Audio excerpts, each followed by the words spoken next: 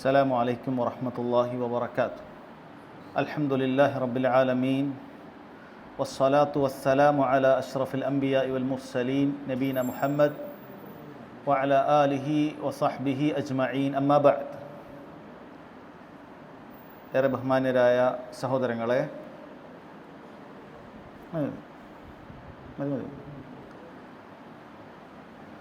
നമ്മൾ കച്ചവടവുമായി ബന്ധപ്പെട്ടിട്ടുള്ള വിധിവിലക്കുകളെ കുറിച്ചിട്ടാണ് ഇന്നലെ മുതൽ പഠനം ആരംഭിച്ചത്.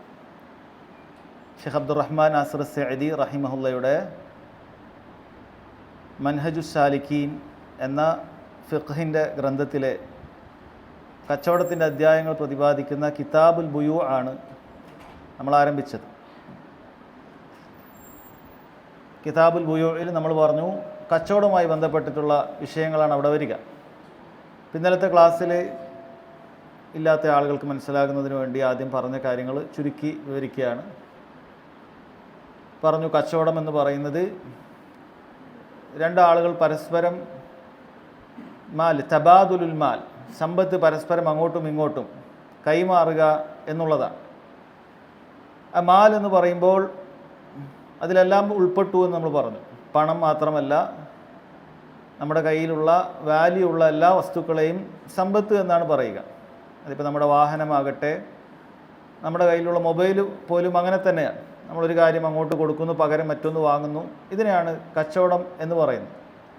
ഇപ്പോൾ ഈ കച്ചവടത്തെക്കുറിച്ചാണ് നമ്മൾ പഠിക്കുന്നത്. ഇത്തരം ഇടപാടുകൾ ചെയ്യാത്തവരായി ആരും തന്നെ ഉണ്ടാവുകയുമില്ല, നമ്മൾ മനസ്സിലാക്കിയതാണ്. അപ്പോൾ അല്ലാഹു സുബ്ഹാനഹു വ തആല കച്ചവടത്തിൻ്റെ അടിസ്ഥാനം നമുക്ക് നിശ്ചയിച്ചു തന്നത് ഇത് ഹലാലാണ് എന്നുള്ളതാണ്. അള്ളാഹു പറഞ്ഞു, വഅഹല്ലല്ലാഹു അൽ ബൈഅ, അള്ളാഹു ബൈഇനെ ഹലാലാക്കിയിരിക്കുന്നു എന്നാണ്. അതുകൊണ്ടാണ് ഇവിടെ അബ്ദുറഹ്മാൻ നാസിർ സഅദി റഹിമഹുള്ള പറഞ്ഞത് അൽ അസ്ലു ഫീഹി അൽ ഹില്ലു, കച്ചവടത്തിൻ്റെ അടിസ്ഥാനം എന്ന് പറയുന്നത് അത് ഹലാലാണ്. അവിടെയാണ് നമ്മൾ പറഞ്ഞത്. അതുകൊണ്ട് തന്നെ ഒരാളൊരു കച്ചവടം അത് ഹറാമാണ് എന്ന് പറയുമ്പോഴാണ് അയാളാണ് തെളിവ് കൊണ്ടുവരേണ്ടത്. നമ്മൾ ഏതെങ്കിലും ഒരു രീതിയിലുള്ള കച്ചവടത്തിൽ ഒരാൾ ഏർപ്പെട്ട് കഴിഞ്ഞാൽ അത് ഹലാലാണ് എന്നതിന് അയാൾ തെളിവ് കൊണ്ടുവരേണ്ട ആവശ്യമില്ല. കാരണം അടിസ്ഥാനപരമായി ഹലാലാണ്. അത് ഹറാമാണ് എന്ന് പറയുന്നവരാണ് അതിനുള്ള തെളിവ് കൊണ്ടുവരേണ്ടത്. അത് ഇന്ന കാരണം കൊണ്ട് ഹറാമാണ് എന്ന് ബോധിപ്പിക്കുക, അത് പറയുക എന്നുള്ളത് ഹറാമാണെന്ന് പറയുന്ന ആളുകളുടെ ബാധ്യതയാണ്. അതുപോലെ അടിസ്ഥാനം ഹലാലാണ് എന്ന് പറയുമ്പോൾ അതിൽ നിന്ന് മനസ്സിലാക്കിയെടുക്കാവുന്ന രണ്ടാമത്തെ കാര്യമാണ്, ചില സന്ദർഭങ്ങളിൽ അത് നിഷിദ്ധമാകും. അടിസ്ഥാനപരമായി ഹലാലാണ്, അതല്ലാതെ നിരുപാധികം ഹലാലാണ് എന്ന് പറഞ്ഞിട്ടില്ല. അടിസ്ഥാനപരമായി ഹലാലാണ്, എന്നാൽ ചില സന്ദർഭങ്ങളിൽ ഹറാമായി തീരും. എന്നിട്ട് പറഞ്ഞു, ഏതൊരു വസ്തുവും നമുക്ക് അങ്ങോട്ടും ഇങ്ങോട്ടും ഇടപാടുകൾ നടത്താം. അദ്ദേഹം പറഞ്ഞു, അത് റിയൽ എസ്റ്റേറ്റ് ആകട്ടെ, അത് വാഹനമാകട്ടെ, അങ്ങനെയുള്ള വസ്തുക്കളൊക്കെ ആകട്ടെ, പക്ഷേ അതിനുള്ള കച്ചവടത്തിനുള്ള നിബന്ധനകൾ പാലിക്കപ്പെട്ടാൽ, അതിൻ്റെ നിബന്ധനകൾ പാലിക്കപ്പെട്ടാൽ എന്ന് പ്രത്യേകം പറയുന്നുണ്ട്. ഏതൊരു വസ്തുവും നമുക്ക് ഇടപാട് നടത്താം, ഇനി പറയാൻ പോകുന്ന നിബന്ധനകൾ പാലിച്ചാൽ മതി. അപ്പോൾ നമ്മൾ 3 നിബന്ധനകൾ ഇന്നലെ പറഞ്ഞിട്ടുണ്ടായിരുന്നു. ഒന്നാമത് നമ്മൾ പറഞ്ഞു, വാങ്ങുന്നവനും വിൽക്കുന്നവനും തമ്മിൽ പരസ്പരം തൃപ്തി ഉണ്ടാകണം. അത്തറാദി, പരസ്പരം തൃപ്തി ഉണ്ടാകുക എന്ന കാര്യത്തെക്കുറിച്ച് പറഞ്ഞു. അല്ലാഹു സുബ്ഹാനഹു വ തആല പറഞ്ഞതാണ്, യാ അയ്യുഹല്ലദീന ആമനു ലാ തഅകുലു അംവാലകും ബൈനകും ബിൽ ബാത്തിൽ, മുഅ്മിനീങ്ങളെ, അല്ലാഹുവിലും അന്ത്യദിനത്തിലും വിശ്വസിച്ചവരെ, നിങ്ങൾ അന്യായമായി മറ്റുള്ളവൻ്റെ സ്വത്ത് ഭുജിക്കാൻ പാടില്ല, കഴിക്കാൻ പാടില്ല. എന്നിട്ട് പറഞ്ഞു ഹലാലായ മാർഗം. ശേഷം പറഞ്ഞു, ഇല്ല അൻ തകൂന തിജാറത്തൻ അൻ തറാദിൻ ബൈനക്കും, നിങ്ങൾ പരസ്പരം തൃപ്തിപ്പെട്ടുകൊണ്ടുള്ള കച്ചവടം അത് ഹലാലാണ്. മറ്റൊരുവൻ്റെ സമ്പത്ത് നമ്മളിലേക്ക് കച്ചവടം വഴിയാണ് വരുന്നത് എങ്കിൽ അത് ഹലാലായ കാര്യമാണ്. കച്ചവടമാണോ നടന്നത്, അത് തൃപ്തികരമാണ് എങ്കിൽ അത് ഹലാലായ കാര്യമാണ് എന്ന് അല്ലാഹു സുബ്ഹാനഹു വ തആല പറയുന്നുണ്ട്. അപ്പോൾ കച്ചവടത്തിനോടൊപ്പം തന്നെ റബ്ബ് സുബ്ഹാനഹു വ തആല പറഞ്ഞ അതിൻ്റെ ഒരു വിശേഷണമാണ് പരസ്പരം തൃപ്തി ഉണ്ടാവുക എന്നുള്ളത്. അപ്പോൾ അവിടെ നമ്മൾ പറഞ്ഞു, അതിൻ്റെ എങ്ങനെയാണ് തൃപ്തി ഇല്ലാതെ കച്ചവടം നടക്കുന്നത്. ഒരാളെ ഭീഷണിപ്പെടുത്തി കച്ചവടം നടത്തുക, അയാൾക്ക് ഇഷ്ടമല്ലാത്ത കാര്യം അയാൾ അടിച്ചേൽപ്പിച്ചിട്ട് അയാളുടെ പൈസ എടുത്തിട്ട് പോയാലും ശരി, അതല്ല മറ്റൊരാൾ നമ്മൾ പൈസ കൊടുത്തിട്ട് ഇങ്ങോട്ട് വാങ്ങിയാലും ശരി, ഭീഷണിപ്പെടുത്തി, അല്ല അങ്ങനെ ചെയ്യും, എന്നാ റോഡ് സൈഡിലുള്ള ഈ പ്രോപ്പർട്ടിയൊക്കെ നീ എനിക്ക് വിൽക്കണം എന്ന് പറഞ്ഞ് ഭീഷണിപ്പെടുത്തി ഒരാൾ വാങ്ങുകയാണ്. അപ്പം അത് ഹലാലാവുകയില്ല. രണ്ടാമത്തെ നമ്മൾ പറഞ്ഞു, ഗറർ ഉണ്ടാകാൻ പാടില്ല എന്ന് പറഞ്ഞു. എന്താണ് ഗറർ ഉണ്ടാകാൻ പാടില്ല എന്ന് പറഞ്ഞതിൻ്റെ താല്പര്യം, നമ്മൾ കൊടുക്കുന്ന പണം അതുപോലെ തന്നെ വാങ്ങുന്ന വസ്തു ഇത് വ്യക്തമല്ലാതിരിക്കുക, ഇതെന്താണ് എന്ന് വ്യക്തമല്ലാത്ത ഒരു കാര്യത്തെക്കുറിച്ച് വാങ്ങുക എന്നുള്ളത് നിഷിദ്ധമായ കാര്യമാണ്. പല ഉദാഹരണങ്ങളും അദ്ദേഹം അതിൽ പറഞ്ഞിട്ടുണ്ട്. ഓടിപ്പോയൊരു മൃഗത്തെ ഒരാൾ വിൽക്കുകയാണ്, അത് ബൈഉൽ ഗററ. ഓടിപ്പോയൊരു മൃഗം അത് കിട്ടുമോ ഇല്ലേ എന്നറിയില്ല. ഒരാൾ പറയണം എൻ്റെ പോത്ത് ഓടിപ്പോയിട്ടുണ്ട്, നല്ല വിലയുള്ള പോത്താണ്, ഞാൻ അത് ചെറിയ വിലക്ക് തരികയാണ്, നീ കിട്ടുകയാണ് പോയി പിടിച്ചാൽ നിനക്കത് ഞാൻ കച്ചവടം ഉറപ്പിച്ചു. പാടില്ല, കാരണം കിട്ടുമോ ഇല്ലേ നമുക്കറിയില്ല. അപ്പോൾ അതുപോലെ ഒരുപാട് കാര്യങ്ങൾ അങ്ങനെ ബൈഉൽ ഗററിൽ പെടും എന്ന് പറഞ്ഞിട്ടുണ്ട്. നമ്മുടെ കയ്യിൽ 2 വസ്തുക്കളുണ്ട്, ഇത് രണ്ടിലൊന്ന് ഞാൻ വിറ്റിരിക്കുന്നു എന്ന് പറയാം. ഏത് വസ്തുവാണ് എന്ന് വ്യക്തമാക്കാതെ 2 വ്യത്യസ്ത വിലയുള്ള വസ്തു, അത് രണ്ടിലൊന്ന് ഞാൻ വിറ്റിരിക്കുന്നു എന്ന് പറയുക അത് പാടില്ലാത്ത കാര്യമാണ്. കാരണം 2 വ്യത്യസ്ത വിലയാണെങ്കിൽ അത് പിന്നീട് കുഴപ്പത്തിലേക്ക് പോകാനുള്ള സാധ്യതയുണ്ട്. അപ്പം അങ്ങനെയുള്ള കാര്യങ്ങൾ അത് പാടില്ല. അപ്പം അങ്ങനെ ചില കാര്യങ്ങൾ ബൈഉൽ ഗററിൽ നമ്മൾ ഇന്നലെ വിശദീകരിച്ചിരുന്നു. മൂന്നാമത് നമ്മൾ പറഞ്ഞത് വിൽക്കുന്ന വസ്തു അത് ആ വിൽക്കുന്നവൻ്റെ ഉടമസ്ഥതയിലുള്ളതായിരിക്കണം, അവൻ അതിൻ്റെ മാലിക്കായിരിക്കണം, അല്ലെങ്കിൽ അവൻ അതിന് വിൽക്കാനുള്ള അനുമതി കിട്ടിയ ആളായിരിക്കണം. മൗദൂനൻ ഫീ, അത് വിൽക്കാനുള്ള പെർമിഷൻ അവനക്ക് ഉണ്ടാകണം. ഈ രണ്ടാമതൊരവസ്ഥയിലാണ് ഒരാൾക്ക് വിൽക്കാൻ പറ്റുള്ളൂ. മറ്റുള്ളവൻ്റെ ഒരു വസ്തു എടുത്തിട്ട് അത് നമുക്ക് വിൽക്കാൻ പാടില്ല. മറ്റുള്ളവരുടെ ഒരു കാര്യം നമുക്ക് വിൽക്കാൻ പാടില്ല, അത് അയാളുടെ ഉടമസ്ഥതയിലുള്ളതാണ്. അതല്ലെങ്കിൽ അയാൾ നമുക്ക് പെർമിഷൻ തരണം. എന്നാൽ അതിൽ നിന്നും ചില വ്യത്യസ്തമായ ചില കാര്യങ്ങളെക്കുറിച്ചും നമ്മൾ ഇന്നലെ ചർച്ച ചെയ്യുകയുണ്ടായി. അതോടൊപ്പം തന്നെ അവിടെ പറഞ്ഞ കാര്യമാണ് വിൽക്കുന്നവൻ വാങ്ങുന്നവനും ആരായിരിക്കണം? ബാലിഗൻ റഷീദ്, അവൻ പ്രായപൂർത്തിയെത്തിയ സാമ്പത്തികമായ ഇടപാടുകൾ ക്രയവിക്രയങ്ങൾ നടത്താൻ കഴിവുള്ളവരായിരിക്കണം. ഒരു സഫീഹാകാൻ പാടില്ല, വിഡ്ഢിയാകാൻ പാടില്ല എന്ന കാര്യം നമ്മൾ പ്രത്യേകം ഓർമ്മപ്പെടുത്തിയിട്ടുണ്ട്. അവിടെ നമ്മൾ പ്രത്യേകം പണ്ഡിതന്മാർ പറഞ്ഞ ചില വിശദീകരണങ്ങൾ പറഞ്ഞിട്ടുണ്ട്. ചെറിയ ചെറിയ വസ്തുക്കൾ ചെറിയ കുട്ടികൾ വാങ്ങുന്നതുകൊണ്ട് കുഴപ്പമില്ല. ഒരു 5 വയസ്സുള്ള കുട്ടി കടയിൽ പോയി 5 രൂപയുടെ 10 രൂപയുടെ മിഠായി പോലെയുള്ള കാര്യങ്ങൾ വാങ്ങുന്നത് തെറ്റില്ല. എന്നാൽ അവനെ സംബന്ധിച്ചിടത്തോളം വീട്ടിലെ വലിയ വസ്തുക്കളൊന്നും എടുത്ത് വെക്കുക അത് ശരിയാവില്ല. വീട്ടിൽ 7 വയസ്സുള്ള കുട്ടി അവൻ്റെ കയ്യിലുള്ള 10,000 രൂപയുടെ സൈക്കിൾ മറ്റൊരാൾക്ക് മറിച്ചു വിറ്റ് കഴിഞ്ഞാൽ അത് ഹലാലായി തീരുകയില്ല എന്നാണ് പറഞ്ഞത്. അത് ഹലാലായി തീരുകയില്ല, കാരണം അവൻ പ്രായപൂർത്തിയെത്താത്തവനാണ്. അതല്ലെങ്കിൽ പ്രായപൂർത്തിയെത്തിയ ഒരു വ്യക്തിയാണ് എന്ന് കരുതുക, പക്ഷേ അവന് സഫീഹല്ല, അതായത് പണം ഇടപെടാൻ അറിയില്ല. അങ്ങനെയുള്ള ആളുകളുണ്ടാകും, അല്പം ബുദ്ധി കുറവുള്ള ആളുകളൊക്കെ ഉണ്ടാകും. അപ്പോൾ അവർ അങ്ങാടിയിലേക്ക് അയച്ചു കഴിഞ്ഞാൽ 500 രൂപ കൊടുത്തിട്ടൊരു 100 രൂപയുടെ ഒരു വസ്തു വാങ്ങിയാൽ ചിലപ്പോൾ അവന് കയ്യിൽ 200 300 കൊടുത്താൽ ഒരു 100 രൂപ കുറച്ചാലും അവന് കണക്കാക്കാനല്ല, വാങ്ങിയതും വാങ്ങി വരിക, അതിന് പൈസ അറിയില്ല, നോക്കി വാങ്ങാൻ അറിയില്ല. അപ്പം അങ്ങനെ ആൾ കച്ചവടം ചെയ്താൽ അത് ശരിയാവുകയില്ല. ഇതൊക്കെ ദീനുൽ ഇസ്ലാമിൽ നിശ്ചയിച്ചതിൻ്റെ പിന്നിൽ മനുഷ്യൻ്റെ സമ്പത്ത് അന്യായമായി ഭുജിക്കപ്പെടാൻ പാടില്ല. ഒരാളുടെ അറിവില്ലായ്മ കൊണ്ടോ ഒന്നും ഒരു മനുഷ്യൻ്റെ സമ്പത്ത് അന്യായമായി ഭുജിക്കപ്പെടാൻ പാടില്ല. അള്ളാഹു സുബ്ഹാനഹു വ തആല മനുഷ്യന്മാരെ സമ്പത്തിനെ സംരക്ഷിച്ചിരിക്കുകയാണ്. ദീനുൽ ഇസ്ലാമിൻ്റെ നിയമം അത്രയും കെട്ടുറപ്പുള്ളതാണ്. ഒരാളുടെ സമ്പത്തും അന്യായമായി മറ്റൊരാൾക്ക് അപഹരിക്കാൻ പറ്റുന്ന രൂപത്തിലുള്ള ഒരു ലൂപ്പ് ഹോൾ ദീനിലില്ല. അതിന് കൃത്യമായിട്ട് മാർഗങ്ങളുണ്ട്. അതല്ലാത്ത രൂപത്തിൽ കാര്യങ്ങൾ നടന്നാൽ ഇസ്ലാമിക കോടതിയുള്ള സ്ഥലങ്ങളാണെങ്കിൽ അവിടെ ഇടപെടും. നിൻ്റെ കുട്ടിയാണ് കച്ചവടം നടത്തിയത്, ശരിയാവില്ല. അല്ലെങ്കിൽ ഇങ്ങനെയുള്ള ഒരാളെടുത്താണ് ഒന്നും വകതിരിവില്ലാത്ത കാര്യങ്ങളൊന്നും അറിയാത്തൊരുത്തനൊരു പൊട്ടനാണ്, അവനൊന്നും അറിയില്ല. അപ്പോൾ അവൻ്റെ കയ്യിൽ കുറച്ച് സ്ഥലങ്ങളൊക്കെ ഉണ്ട്. അപ്പോൾ വേറൊരാൾ തരത്തിൽ അവനോട് പറഞ്ഞ് ഞാനിതാ ഈ സ്ഥലം എനിക്ക് തന്നു കഴിഞ്ഞാൽ നിനക്ക് അപ്പുറത്ത് അത് തരാം ഇത് തരാം എന്നൊക്കെ പറഞ്ഞ് വലിയൊരു സ്ഥലം കൈക്കലാക്കി. അത് ദീനുൽ ഇസ്ലാം നിയമമുള്ള സ്ഥലങ്ങളിൽ അത് ഭരണാധികാരി അല്ലെങ്കിൽ അതിൻ്റെ കോടതി ഏറ്റെടുത്തത് ക്യാൻസലാക്കും. അത് പാടില്ല, അങ്ങനെ ചെയ്യാൻ സാധിക്കുകയില്ല. കാരണം അത് സമ്പത്ത് അന്യായമായി ഭുജിക്കലാണ്. ഇനി 4ാമത് പറയുന്ന നിബന്ധന വളരെ പ്രാധാന്യം അർഹിക്കുന്ന ഒരു നിബന്ധനയാണ്. അദ്ദേഹം പറയുന്നു വമിൻ ശുറൂത്തിൽ ബൈഇ അയ്ളൻ അല്ലാ യകൂന ഫീഹി റിബ. കച്ചവടത്തിൻ്റെ വളരെ പ്രാധാന്യം അർഹിക്കുന്ന ഒരു നിബന്ധനയാണിത്. കച്ചവടത്തിൻ്റെ നിബന്ധനയിൽ പെട്ടതാണ് അതിൽ പലിശ ഉണ്ടാകാൻ പാടില്ല എന്നുള്ളത്. കാരണം അല്ലാഹു സുബ്ഹാനഹു വ തആല കച്ചവടത്തെ ഹലാലാക്കി എന്ന് പറഞ്ഞ ഉടനെ തന്നെ പറഞ്ഞ കാര്യമാണ് വഅഹല്ലല്ലാഹുൽ ബൈഅ വഹറമ റിബ. കച്ചവടം അല്ലാഹു ഹലാലാക്കിയിട്ടുണ്ട്, പക്ഷെ പലിശ അള്ളാഹു നിഷിദ്ധമാക്കിയിട്ടുണ്ട്. അപ്പോൾ പലിശ എന്ന് പറയുന്നത് അതിൻ്റെ അതിൻ്റെ ബാഹ്യമായ രൂപം കാണുമ്പോൾ ഒരു കച്ചവടം പോലെ തന്നെ ഉണ്ടാകും. പക്ഷെ അള്ളാഹു സുബ്ഹാനഹു വ തആല അത് പ്രത്യേകമായി നിഷിദ്ധമാക്കിയിട്ടുണ്ട്. അപ്പോൾ ജൂതന്മാരെ സംബന്ധിച്ചിടത്തോളം അവർ കച്ചവടവും പലിശയൊക്കെ ഒരുപോലെയാണ് എന്ന് പറഞ്ഞിട്ട് തൽബീസാക്കുന്ന ആളുകൾ, അത് വലിയ വ്യത്യാസമൊന്നുമില്ല, അതൊക്കെ ഒരു കച്ചവടം തന്നെയാണ്.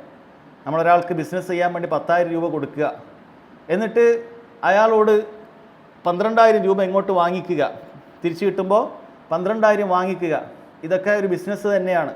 കടം കൊടുത്തിട്ട് കൂടുതൽ വാങ്ങിക്കുന്നത് പലിശയൊന്നുമല്ല എന്ന രൂപത്തിൽ അവർ പറഞ്ഞപ്പോൾ അള്ളാഹു സുബ്ഹാനഹു വ തആല അതിനെ തിരുത്തി. അള്ളാഹു കച്ചവടത്തെയാണ് ഹലാലാക്കിയത്, അള്ളാഹു പലിശയെ നിഷിദ്ധമാക്കുകയാണ് ചെയ്തത് എന്നാണ് പറഞ്ഞിട്ടുള്ളത്. ഇനി പലിശ എന്ന് പറയുമ്പോൾ മനുഷ്യന്മാർക്ക് പൊതുവേ എല്ലാവർക്കും അറിയുന്ന പലിശയുടെ ഒരു രൂപമുണ്ട്. എന്നാൽ ഇവിടെ ഷെയ്ഖ് റഹിമഹുല്ലാ കച്ചവടത്തിൽ പറഞ്ഞൊരു പലിശയുണ്ട്, അത് വേറെയാണ്. എല്ലാവർക്കും പൊതുവേ അറിയുന്ന ഒരു പലിശ എന്ന് പറയുന്നത് എന്താണ്? നമുക്ക് പൊതുവേ അറിയുന്ന പലിശ രൂപം എന്താണ്? പറഞ്ഞോളൂ. എന്ന ദിവസം തന്നിട്ടില്ലെങ്കിൽ അത് കൂടുതൽ വാങ്ങിക്കാം. അതിന് നമ്മൾ പറയുന്നത് റിബൽ ഖർള് എന്നാണ്. കടത്തിൻ്റെ പലിശ എന്ന് പറയും. അത് രണ്ട് രൂപത്തിലായാലും അത് റിബൽ ഖർളാണ്. അത് ജാഹിലിയത്ത് മുതലേ ഉള്ള പലിശയാണ്. ജാഹിലിയ കാലഘട്ടത്തിൽ മുതലേ ഉള്ള പലിശയാണ്. നമ്മൾ പൊതുവെ വട്ടിപ്പലിശ എന്നൊക്കെ പറയുന്നു. ഉദാഹരണം പറയുകയാണ്, ഒരാൾ പറയുകയാണ് 1,00,000 രൂപ ഒരാൾക്ക് കടം വേണം, തരാം, 1,00,000 രൂപ തരണം, തിരിച്ചു വരുമ്പോൾ 10% ഇൻട്രസ്റ്റാണ്. അത് റിബൽ ഖർളാണ്. അതിൻ്റെ വേറൊരു വകുപ്പാണ് 1,00,000 ഞാൻ തരാം, 2 ആഴ്ച കൊണ്ട് തരികയാണെങ്കിൽ കുഴപ്പമില്ല. പക്ഷെ 2 ആഴ്ച കഴിഞ്ഞ് 15ാമത്തെ ദിവസം ആയാൽ 1,5 തരേണ്ടി വരും.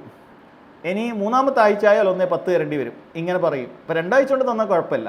പക്ഷെ അതും പലിശ തന്നെയാണ്. കാരണം എന്താണ്? നമ്മളവിടെ അവരുമായിട്ട് ഏതൊരു ഇടപാടിലാണ് ഈ കടം വാങ്ങുന്നത്? തെറ്റിയാൽ ഞാൻ അധികം തരും. ഇപ്പം നമ്മുടെ നാട്ടിൽ കണ്ടുകൊണ്ടിരിക്കുന്ന പല EMI സിസ്റ്റംസും അതാണ്. അപ്പോൾ മുസ്ലിമീങ്ങളെ പറ്റിക്കാൻ വേണ്ടി കച്ചവടക്കാർ ഇന്ന് തുടങ്ങിയതാണ് വലിയൊരു നിലക്ക് 0 എന്ന് പറഞ്ഞിട്ട് ഇങ്ങനെ എഴുതും. മറ്റേ 0% ഇൻട്രസ്റ്റ്. അവിടെ ചെറിയൊരു സ്റ്റാർ ഉണ്ടാവും. ആ സ്റ്റാറിൻ്റെ തന്നെ അവിടെ നിയമങ്ങൾക്ക് വിധേയമായിരിക്കും. ആ നിയമങ്ങൾക്ക് വിധേയം ഇപ്പുറത്ത് വലിയൊരു പേപ്പറും ഉണ്ടാവും. അല്ല വെറുതെ മനുഷ്യന്മാരെ നന്നാക്കാൻ കടം തരാൻ ഉദ്ദേശിച്ചതല്ല. നിങ്ങളിങ്ങനെയാണെങ്കിൽ അത് നിങ്ങൾക്ക് കറക്റ്റായിട്ട് അടച്ചു പോവാം. തെറ്റിക്കഴിഞ്ഞാൽ അത് ഇത്ര രൂപ വരും. അപ്പോൾ ചില സ്ഥലത്ത് പലിശ എന്ന് മാന്യമായിട്ട് അവർ പറയും, വേറെ സ്ഥലത്ത് അത് ചെറിയൊരു ഫൈൻ ഉണ്ടാകും. മാസാമാസം അല്ല വർഷത്തിലൊരു ഫൈൻ ഉണ്ടാകും. എല്ലാം കണക്ക് തന്നെ. കടം കൊടുത്തിട്ട് അധികം പണം ഈടാക്കുക എന്ന് പറയുന്നത് ഒരു നിലക്കും പാടില്ല. അപ്പോൾ കടം കൊടുക്കുക എന്ന് പറയുന്ന ഒരു ത്യാഗമാണ്. ദീനുൽ ഇസ്ലാം അത് പ്രോത്സാഹിപ്പിച്ചിട്ടുമുണ്ട്. ഒരാൾക്കൊരു കടം കൊടുക്കുക എന്ന് പറയുന്നത് യഥാർത്ഥത്തിൽ സ്വതക്ക കൊടുത്ത കൂലിയായി കിട്ടും. 1,00,000 രൂപ ഒരാളെ സഹായിക്കാൻ കൊടുത്താൽ സ്വതക്ക കൊടുത്ത കൂലി അയാൾക്കുണ്ട്. അയാൾക്ക് ആ സമയം എത്തിയിട്ട് പിന്നെയും അവധി കൊടുത്താൽ അയാൾക്ക് ഇരട്ടി സ്വതക്ക കൊടുത്തതിൻ്റെ കൂലിയുണ്ട്. ദീനുൽ ഇസ്ലാം അത് പ്രോത്സാഹിപ്പിച്ചിട്ടുണ്ട്. അതിൻ്റെ നിയമങ്ങളൊക്കെ കൃത്യമായി പറഞ്ഞിട്ട് സാക്ഷികളൊക്കെ വെച്ച് അതിലൊരു ആയത്തേനെ അല്ലാഹു സുബ്ഹാനഹു വ തആല ഖുർആനിൽ അവതരിപ്പിച്ചിട്ടുണ്ട്. ആയത്തുദ്ദൈൻ എന്ന് പറഞ്ഞു. സൂറത്തുൽ ബഖറയിൽ അവസാനത്തെ പേജിൻ്റെ തൊട്ട് മുമ്പത്തെ പേജ് ഏറ്റവും വലിയ ആയത്താണ്. കൃത്യമായി നിയമങ്ങളുണ്ട്. സാക്ഷികളൊക്കെ വെച്ച് കൊടുക്കാം. അതിന് അത് വിലക്കിയിട്ടില്ല. കടം വാങ്ങുന്നവനോട് നിരുത്സാഹപ്പെടുത്തിയിട്ടുണ്ട്. അത്യാവശ്യത്തിനല്ലാതെ കടം വാങ്ങരുത്. എന്നാൽ കൊടുക്കാൻ ഇപ്പുറത്ത് പ്രോത്സാഹിപ്പിച്ചിട്ടുണ്ട്. കാരണം സാധുക്കളായ ആളുകൾ എല്ലാ സ്ഥലത്തും എല്ലാ കാലഘട്ടത്തിലും ഉണ്ടാവും. എന്നാൽ പലിശ എന്ന് പറയുന്നത് അത് ദീൻ വളരെ കൃത്യമായി വിലക്കിയിട്ടുണ്ട്. അതല്ലാതെ കൊടുത്ത് നമുക്കതിൽ ലാഭം ഉണ്ടാക്കുക എന്ന് പറയുന്നത് പാടില്ല. ഇത് റിബൽ ഖർള് നമുക്ക് പൊതുവെ അറിയാവുന്ന കാര്യമാണ്. ഇത് കടം കൊടുക്കലിലൂടെ ഉണ്ടാകുന്ന പലിശയാണ്. അത് ജാഹിലിയ കാലഘട്ടത്തിൽ മുതലേ ഉണ്ട്. അത് നിഷിദ്ധമാണ്. രണ്ടാമത് റസൂലുള്ളാഹി സ്വല്ലല്ലാഹു അലൈഹി വസല്ലം നമുക്ക് പഠിപ്പിച്ചു തന്ന ഒരു പലിശ എന്ന് പറയുന്നത് റിബൽ ബുയൂ എന്ന് പണ്ഡിതന്മാർ വിശേഷിപ്പിച്ച ഒരു പലിശയാണ്. അഥവാ കച്ചവടം ചെയ്യുമ്പോഴുണ്ടാകുന്ന പലിശ. ചില വസ്തുക്കൾ അങ്ങോട്ടും ഇങ്ങോട്ടും കൈമാറ്റം ചെയ്യുമ്പോൾ മറ്റു വസ്തുക്കളെ പോലെയല്ല. അതിന് ചില നിബന്ധനകൾ പാലിക്കേണ്ടതുണ്ട്. അതല്ലെങ്കിൽ അതിൽ പലിശ വരും. ഇത് സമൂഹത്തിലെ സിംഹഭാഗം ആളുകൾക്കും ബഹുഭൂരിപക്ഷം ആളുകൾക്കും ഇങ്ങനൊരു കാര്യത്തെക്കുറിച്ച് അറിയുക തന്നെ അറിയില്ല. ഇത് സ്വഹീഹായ ഇമാം മുസ്ലിമിൻ്റെ സ്വഹീഹ് മുസ്ലിം പോലെയുള്ള സ്വഹീഹായ ഹദീസ് ഗ്രന്ഥങ്ങളിൽ ഈ വിഷയവുമായി ബന്ധപ്പെട്ട ഹദീസുകൾ വന്നിട്ടുണ്ട് എന്നുള്ള കാര്യം പോലും ബഹുഭൂരിപക്ഷത്തിനും അറിയില്ല. മുസ്ലിമീങ്ങളിൽ വലിയൊരു വിഭാഗത്തിനും അറിയില്ല. എന്താണത്? ചില വസ്തുക്കളുണ്ട് പലിശ. ചില വസ്തുക്കൾ അത് അങ്ങോട്ടും ഇങ്ങോട്ടും കൈമാറുമ്പോൾ അതിൽ പലിശ വരും. ഇപ്പോൾ പണ്ഡിതന്മാർ പറയുന്നു വസ്തുക്കൾ 2 രൂപത്തിലാണ്. മാ യജ്രി ഫീഹി റിബ വ മാ ലാ യജ്രി ഫീഹി റിബ. പലിശ വരുന്നതായ ചില വസ്തുക്കളുണ്ട്, പലിശ വരാത്തതായ വസ്തുക്കളുണ്ട്. ഏതാണ് പലിശ വരുന്ന വസ്തുക്കൾ? നമുക്ക് അതുമാത്രം പഠിച്ചാൽ മതി. അത് എണ്ണപ്പെട്ട അല്ലെങ്കിൽ നമുക്ക് പ്രത്യേകമായ വിശേഷണങ്ങളിൽ ഒതുക്കപ്പെട്ട കാര്യങ്ങളാണ്. അതല്ലാത്തതൊക്കെ പലിശ വരാത്ത ടൈപ്പാണ്. അപ്പോൾ പലിശ വരുന്നത് പണ്ഡിതന്മാർ പറയാണ് 3 തരം കാര്യങ്ങളിൽ പലിശ വരും. ഒന്ന് നുക്കൂദുകൾ, നഖ്ദുകൾ എന്ന് പറയും. എന്ന് പറഞ്ഞാൽ നമ്മൾ പൊതുവേ വിനിമയത്തിന് ഉപയോഗിക്കുന്ന നമ്മുടെ കറൻസികൾ. പഴയ കാലത്താണെങ്കിൽ സ്വർണവും വെള്ളിയാണ് വിനിമയത്തിന് ഉപയോഗിക്കുന്നത്. അങ്ങാടിയിൽ പോയാൽ ഈത്തപ്പഴം കിട്ടണമെങ്കിൽ വെള്ളിയോ സ്വർണമോ ഇങ്ങനെയൊക്കെ കൊടുത്തിട്ടാണ്. അതാണ് പഴയ കാലത്ത്. ഇന്നത്തെ കാലത്ത് ആ സ്വർണത്തിനും വെള്ളിക്കും പകരമായിട്ടാണ് ബാങ്കുകൾ അടിക്കുന്നത്? കറൻസികൾ അടിക്കുന്നത്. കറൻസികൾ കടലാസല്ല, അത് വെറും കടലാസല്ല, അതിന് വിലയുണ്ട്. ഓരോ രാജ്യത്തിൻ്റെ നോട്ടിനും അതിൻ്റേതായ വില, അവരുടെ സ്വർണത്തിൻ്റെയും വെള്ളിയുടെയും ഡെപ്പോസിറ്റ് എത്രയാണ് എന്ന് കണക്കാക്കിയിട്ടേ അവർക്ക് കടലാസ് അടിക്കാൻ പറ്റുള്ളൂ. അതിനപ്പുറത്തേക്ക് അടിച്ചാൽ അത് വലിയ ഉപകാരം നാട്ടിനുണ്ടാവുകയില്ല. അത് വേറെ വിഷയമാണ്. അപ്പോൾ സ്വർണവും വെള്ളിയും ഇത്തരം കറൻസികളൊക്കെ നമുക്ക് ഒരു ഗ്രൂപ്പായിട്ട് പറയാം.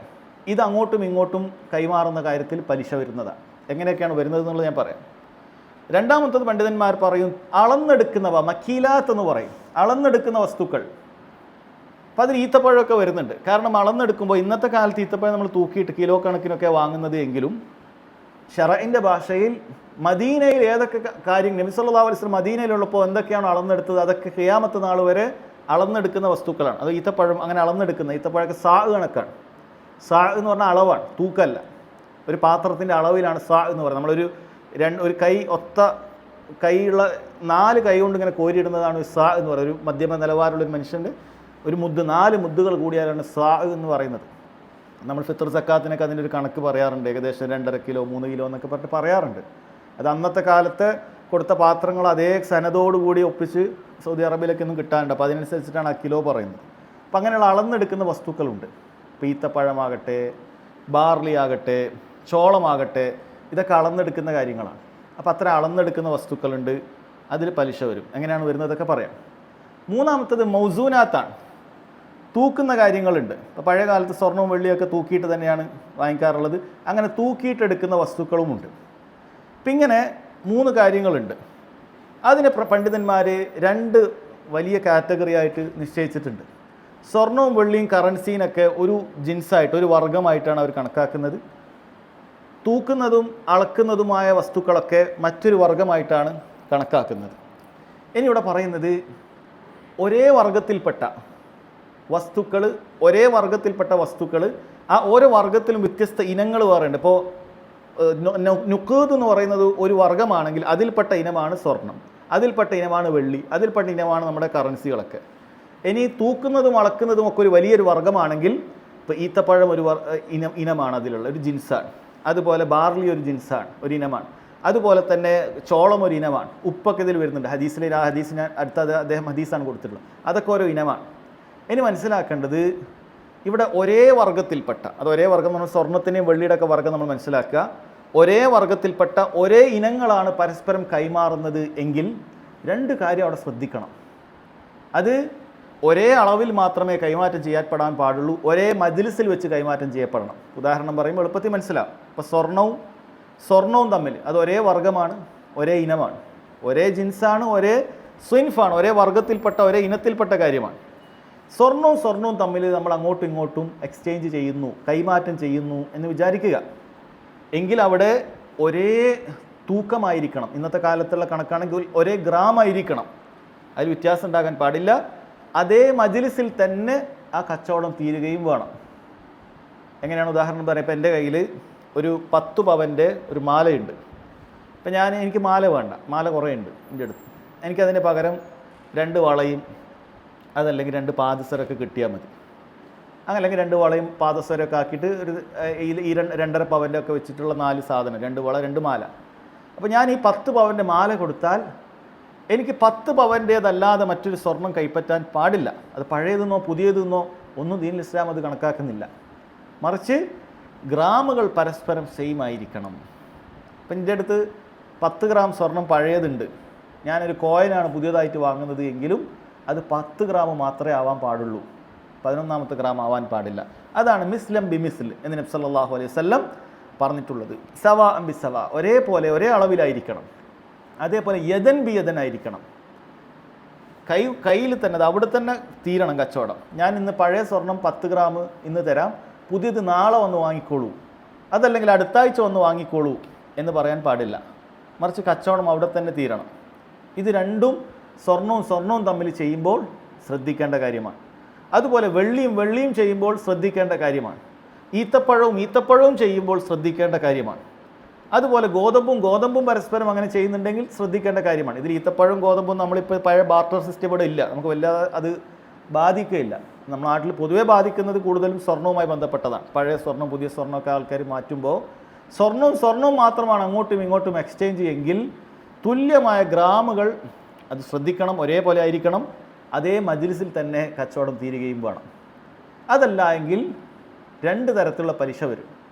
അതേ മജ്ലിസിൽ കാര്യം തീർന്നിട്ടില്ല എങ്കിൽ വേറൊരു മജ്ലിസിലേക്കാണ് കാര്യം മാറ്റിവെച്ചിട്ടുണ്ടെങ്കിൽ കാലതാമസത്തിനുള്ള പലിശ വരുമെന്നാണ് പറയുക.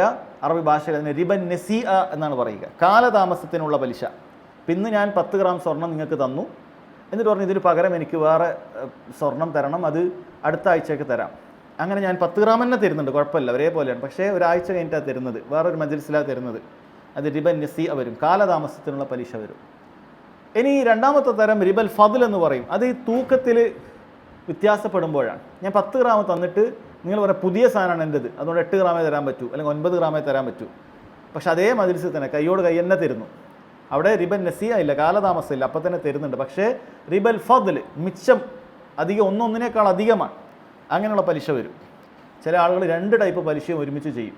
പഴയ സ്വർണം ഇന്ന് കൊടുത്ത് ഒരാഴ്ച കഴിഞ്ഞിട്ട് പുതിയ സ്വർണം വാങ്ങും, അത് അതിൽ നിന്ന് കുറവായിരിക്കും. അപ്പോൾ കാലതാമസത്തിലുള്ള പലിശയും അവിടെയായി, അതുപോലെ പരസ്പരം തൂക്കത്തിലുള്ള വ്യത്യാസം എന്നുള്ള കാരണത്താലുള്ള പലിശയുമായി. റിബൽ ഫദ്ലും റിബൻ നസീഅയും അതിൽ പെട്ടു. ഫദ്ൽ എന്ന് പറഞ്ഞാൽ മിച്ചം വരിക, വ്യത്യാസപ്പെടുക അളവിൽ, തൂക്കത്തിൽ. അത് ഈത്തപ്പഴവും അങ്ങനെ തന്നെയാണ്. ഒരാൾ ഈത്തപ്പഴത്തിൻ്റെ കണക്ക് പറയുമ്പോൾ ചിലപ്പോൾ അളവിലാണ് ശരിക്കും പറയേണ്ടത്. ഇപ്പോൾ ഒരാൾ 10 സാ, നിങ്ങൾ 10 കിലോ എന്ന് തൽക്കാലം മനസ്സിൽ കണക്കാക്കിക്കോളും. ഒരാൾ 10 സാ ഈത്തപ്പഴം കൊടുത്തു, നല്ല ഈത്തപ്പഴം അജുവ കൊടുത്തു.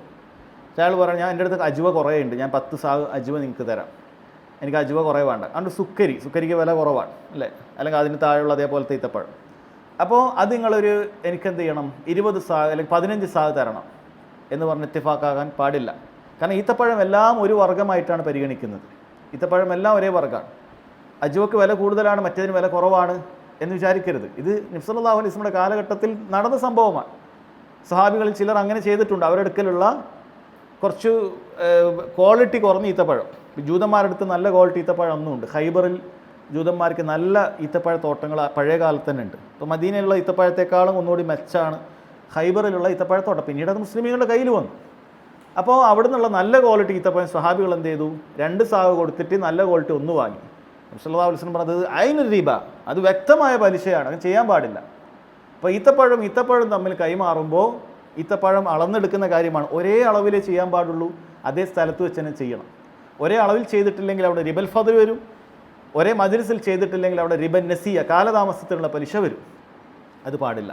അതേ കാര്യം തന്നെയാണ് ബാർലിയും ചെയ്യുമ്പോൾ, അതേ കാര്യം തന്നെയാണ് ചോളവും ചെയ്യുമ്പോൾ, അതേ കാര്യം തന്നെയാണ് ഉപ്പും ചെയ്യുമ്പോൾ. ഈ പറഞ്ഞ കാര്യങ്ങളൊക്കെ ഇനി പറയാൻ പോകുന്ന ഹദീസിൽ അങ്ങനെ തന്നെ വന്നതാണ്. ഹദീസിൽ മൻസൂസായ ടെക്സ്റ്റഡ് ആയിട്ട് അങ്ങനെ വന്നിട്ടുള്ള കാര്യമാണ്. പണ്ഡിതന്മാർ പറയുന്നത് ഇത് ഖിയാസ് ചെയ്യേണ്ട കാര്യമാണ്. അഥവാ ഇത് എല്ലാ തൂക്കുന്നതും അളക്കുന്നതുമായ വസ്തുക്കൾക്ക് ബാധകമാണ്. പിന്നെ ഒരാൾ അരി കൊണ്ടുപോവുകയാണെങ്കിൽ ശരി, അരിയുമാണ് നിങ്ങൾ ഇടപാട് നടത്തുന്നുണ്ടെങ്കിൽ നെയ്ച്ചോറിൻ്റെ അരി പുഴുങ്ങലരി എന്നുള്ള വേറെ വ്യത്യാസമൊന്നുമില്ല. 1 കിലോ നെയ്ച്ചോറിൻ്റെ അരി വന്നാൽ ഞാൻ റേഷൻ അരി 5 കിലോ തരാം എന്ന് പറഞ്ഞ് നിങ്ങൾ പരസ്പരം കൈമാറ്റം ചെയ്യാൻ പാടില്ല. അത് ശ്രദ്ധിക്കണം. നിങ്ങൾക്ക് എന്ത് ചെയ്യാം, നിങ്ങൾ 5 കിലോ പുഴുങ്ങലരി അതൊരു വില പറഞ്ഞിട്ട് വിൽക്കാം. എന്നിട്ട് ആ കിട്ടിയ വിലയിൽ നിന്നും 1 കിലോ നെയ്ച്ചോറിൻ്റെ അരി എത്രയാണോ അത് വാങ്ങിക്കാം, അങ്ങനെ ചെയ്യാം. പക്ഷെ പരസ്പരം കൈമാറ്റം ചെയ്യുമ്പോൾ ഒരേ ഇനത്തിലായിരിക്കണം ചെയ്യേണ്ടത്, ഒരേ മജ്‌ലിസിലും ചെയ്യണം. അതാണ് ശ്രദ്ധിക്കേണ്ടത്. സ്വർണ്ണത്തിലാണ് കൂടുതൽ വരുന്നത് നമ്മുടെ നാട്ടിൽ. ഈത്തപ്പഴമൊന്നും ഇപ്പോൾ ആരും അങ്ങനെ പഴയതും പുതിയതും അങ്ങോട്ടും ഇങ്ങോട്ടൊന്നും എക്സ്ചേഞ്ച് ചെയ്യൂല. അപ്പോൾ ഈ അളന്നെടുക്കുന്നതും തൂക്കിയെടുക്കുന്നതുമൊക്കെ അതേ വർഗ്ഗത്തിൽപ്പെട്ട കാര്യമാണ് പരസ്പരം എക്സ്ചേഞ്ച് ചെയ്യുന്നത് എങ്കിൽ ഈ 2 കാര്യം ശ്രദ്ധിക്കണം. ഇനി ഒരേ വർഗ്ഗം തന്നെ ആയിരിക്കും, പക്ഷേ വ്യത്യസ്ത ഇനങ്ങളാണ് എങ്കിൽ അവിടെ കാലതാമസത്തിനുള്ള പലിശ വരാതെ നോക്കിയാൽ മതി. അതേ മജ്‌ലിസിൽ തന്നെ ചെയ്താൽ മതി. ഉദാഹരണത്തിന് സ്വർണവും വെള്ളിയും തമ്മിലാണ് നമ്മൾ കൈമാറ്റം ചെയ്യുന്നത്. അതിൻ്റെ അടുക്കൽ കുറേ വെള്ളി ആഭരണങ്ങളുണ്ട്. അത് കൊടുത്തിട്ട് എനിക്ക് എന്ത് ചെയ്യണം, കുറച്ച് ഗോൾഡ് കോയിനാക്കി വെക്കണം.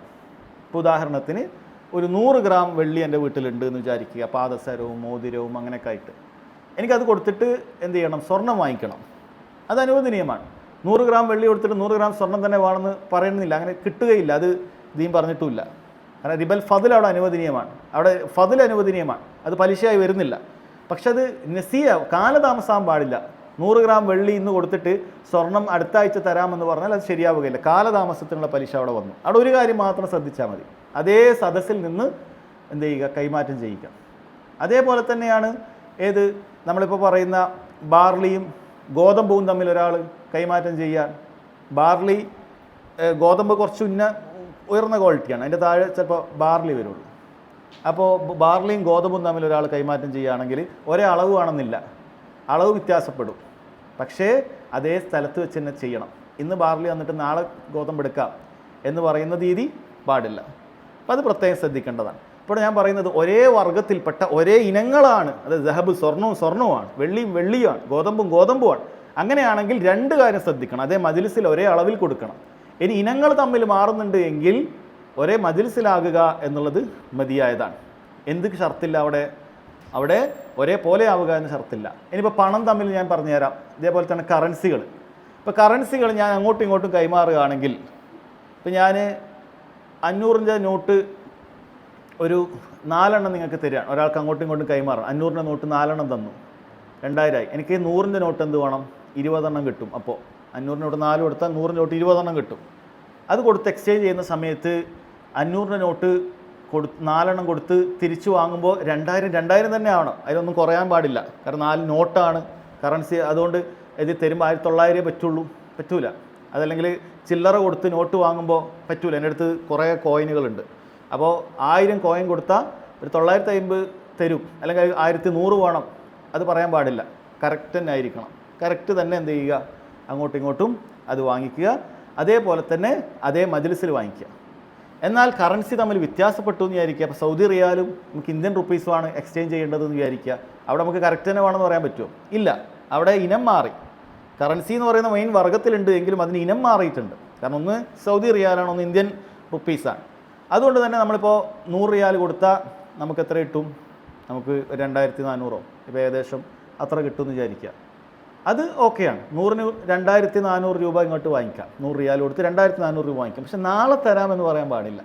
ഇന്ന് 100 റിയാൽ തന്നിട്ട് നാളെ 2400 വാങ്ങിക്കോളൂ എന്ന് പറയാൻ പാടില്ല. മറിച്ച് കൊടുക്കുന്ന വേളയിൽ തന്നെ വാങ്ങണം. വ്യത്യാസപ്പെടാം, കാരണം 2 വർഗ്ഗങ്ങൾ മാറിയിട്ടുണ്ട്. നമ്മൾ നേരത്തെ സ്വർണവും വെള്ളിയും പറഞ്ഞതുപോലെയാണ്. എന്നാൽ സ്വർണവും തമ്മിലാണ് എങ്കിൽ ഈ 2 കാര്യം ശ്രദ്ധിക്കേണ്ടതുണ്ട്. എന്തെങ്കിലും കൺഫ്യൂഷൻ ഉണ്ടെങ്കിൽ ചോദിച്ചോളൂ കേട്ടോ. കൺഫ്യൂഷൻ ഉണ്ടെങ്കിൽ എന്തെങ്കിലും ഉണ്ടെങ്കിൽ മനസ്സിലായിട്ടില്ലേ ചോദിച്ചോളൂ, അത് കൃത്യമായിട്ട് ഇൻഷാ അല്ലാഹ് പറയാം. അപ്പം അതാണ് കാര്യം. ഇപ്പോൾ ഈ 2 രൂപത്തിൽ പലിശയാണ് വരുന്നത്. ഒരേ വർഗ്ഗത്തിൽപ്പെട്ട ഒരേ ഇനങ്ങൾ കൈമാറുമ്പോൾ 2 കാര്യം പാലിക്കാൻ പറഞ്ഞിട്ടുണ്ട്. ഒന്ന്, ഒരേ ക്വാണ്ടിറ്റി ആയിരിക്കണം, ഒരേ സ്ഥലത്ത് വെച്ച് നടത്തണം.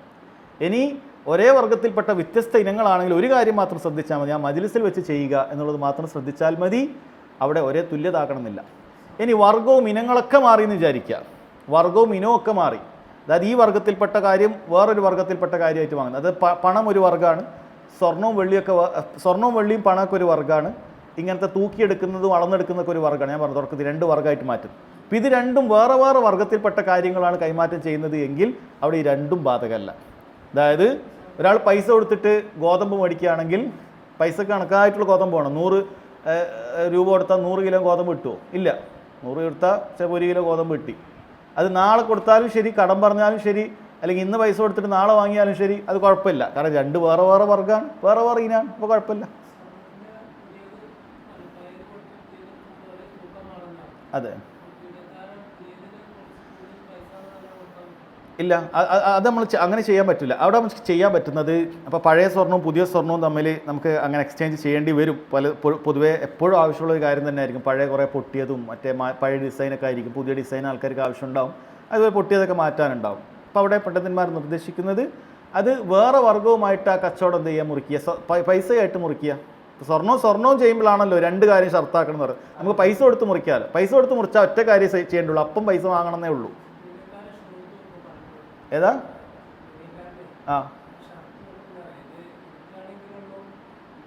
അത് നമുക്കൊരു വാക്ക് കൊടുക്കുന്നതുകൊണ്ട് കുഴപ്പമില്ല. അതായത് നമുക്ക് വാക്ക് കൊടുക്കാം. അതായത് ഞാനിത് എടുത്തോളാം എന്ന് പറയാം. അത് വാക്ക് കൊടുക്കാം. പക്ഷെ വാക്ക് വേറെ, കച്ചവടം വേറെ. നമ്മൾ വാക്ക് പാലിച്ചാൽ മതി. വേറെ കച്ചവടം വേറെയാണ്.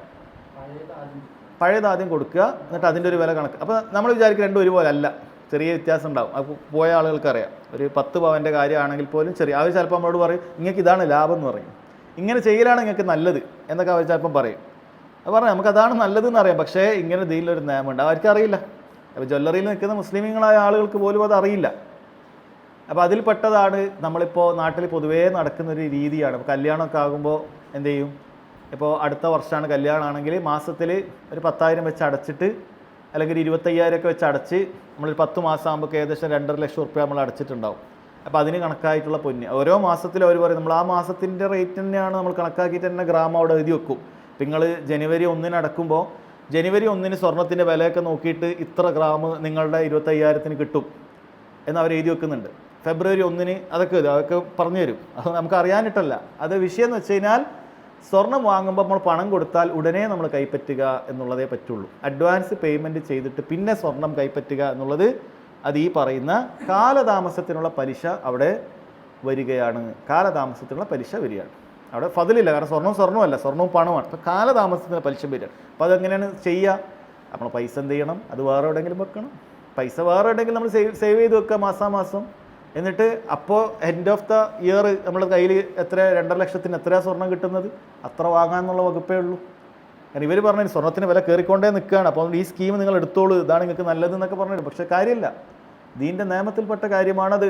നമുക്ക് പണം കൊടുക്കുമ്പോൾ മാത്രമേ സ്വർണം കൈപ്പറ്റാൻ പറ്റൂ എന്നുള്ളത്. ഇത് പല ആളുകൾക്കും അറിയില്ല. കാരണം ഇങ്ങനെയൊക്കെ പലിശ ഉണ്ടോ എന്നുള്ളത് പല ആളുകൾക്കും അറിയില്ല. അപ്പോൾ ഇതിനുള്ള തെളിവ് സഹോദരങ്ങൾ അദ്ദേഹം അതിനുശേഷം കൊടുത്ത ഹദീസ് വിശദീകരിക്കുന്ന പറയാം, അതിനുശേഷം ഞാനത് വിശദീകരിക്കും. ആ ആ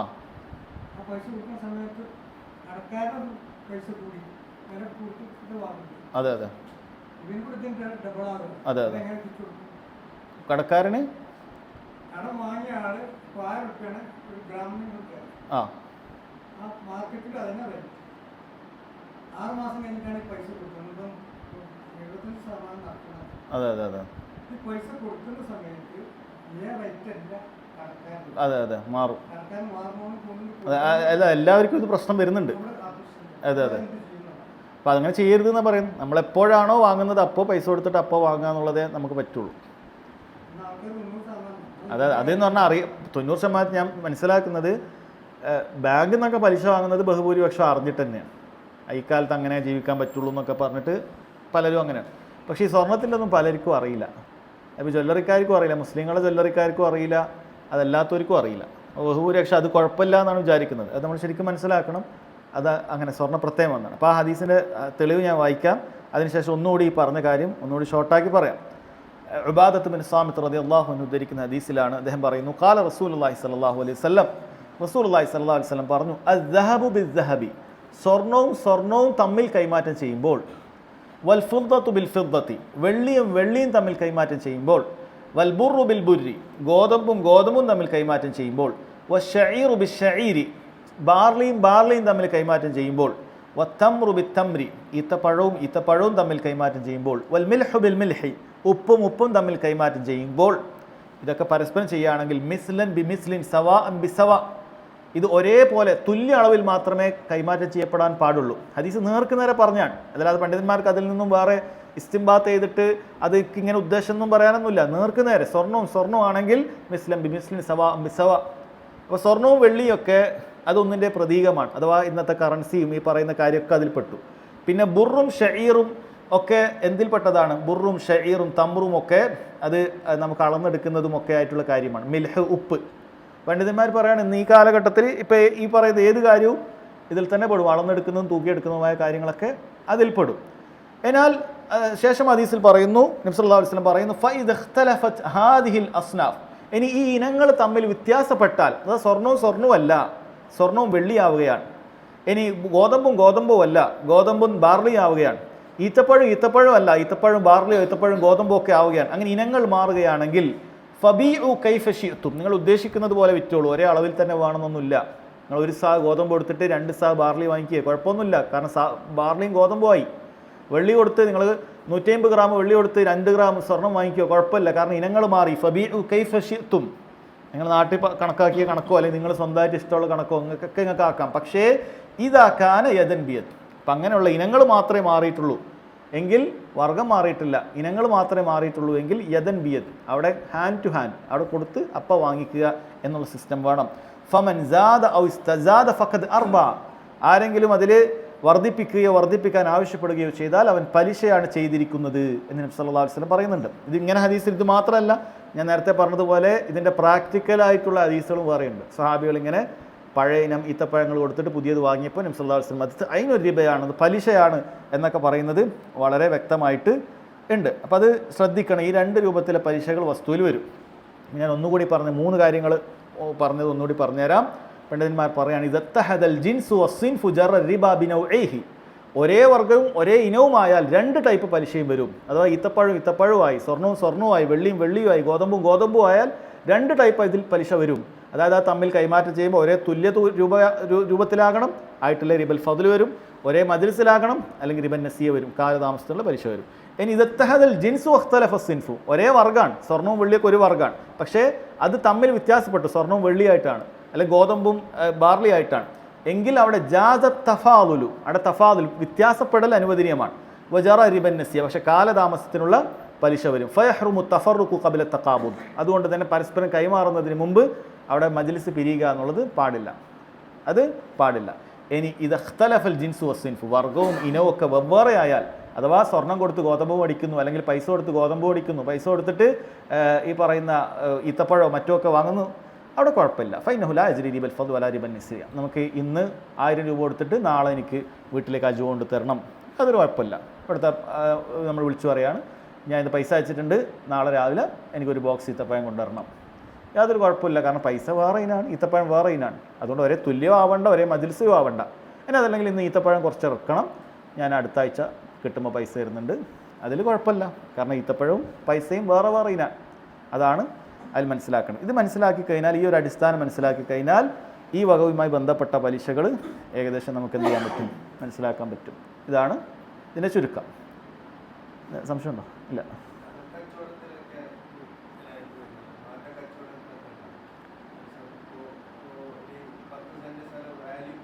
ആ ആ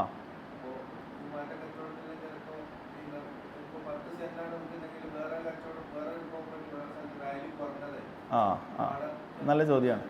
അതായത് ഇപ്പോൾ നമ്മളെന്ത് ചെയ്യും, നമ്മളൊരാൾ പറയുകയാണ്, നമ്മളിപ്പോൾ കോട്ടക്കൽ ചങ്കുവെട്ടി അവിടെ റോഡ് സൈഡിൽ ഞാൻ 10 സെൻറ്റ് തരാം, പക്ഷേ എനിക്ക് ഇപ്പുറത്ത് എന്ത് ചെയ്യണം, ഒതുക്കുങ്ങൽ എനിക്കൊരു 1 ഏക്കർ തരണം. രണ്ടും അത്രയും വലിയ വ്യത്യാസമുണ്ട്. ഒതുക്കുങ്ങൽ ഉള്ളിലാണ്, 1 ഏക്കർ തരണം. പറ്റുമോ? കോട്ടക്കൽ അല്ല ചങ്കുവെട്ടി അങ്ങാടിയിൽ 10 സെൻറ്റ് തരാം, അവിടെ റോഡ് അൽമാസിൻ്റെ ഇപ്പുറത്ത് 10 സെൻറ്റ് തരാം, ഇപ്പുറത്ത് ഒതുക്കുങ്ങൽ ഉള്ളിൽ 1 ഏക്കർ ഞാൻ തരും ഉള്ളിൽ. അത് പറ്റുമോ? അല്ല നടക്കുന്നുണ്ട്, അതാ ചോദിച്ചാൽ പറ്റുമോ? നമ്മളിപ്പോൾ പഠിച്ചു വെച്ചിട്ട് പഠിച്ചു വെച്ചിട്ട് പറ്റൂല. എന്താ വിഷയം? ആ കാരണം വില നോക്കുമ്പോൾ അത്ര ഉണ്ട്.